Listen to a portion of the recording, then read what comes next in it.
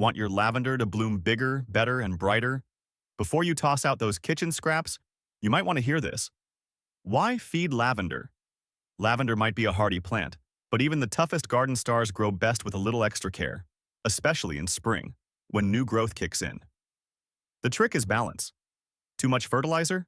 You'll get more leaves but fewer flowers. Or worse, you could stress the plant. Coffee grounds. Let's start with coffee grounds. A light sprinkle around the base of your lavender can add just enough nitrogen to support healthy growth without going overboard.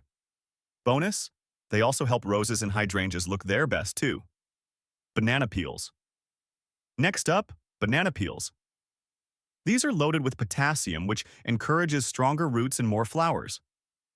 Chop them up, bury them in the soil near your plant, and let nature take over. Veggie scraps. Got carrot tops or leftover lettuce leaves? Don't toss them, compost them.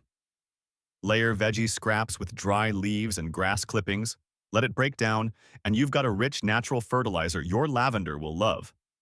Stephanie from Celebrated Herb reminds us, these scraps are a great supplement, but they shouldn't be your plant's only source of nutrients. Use them sparingly and wisely.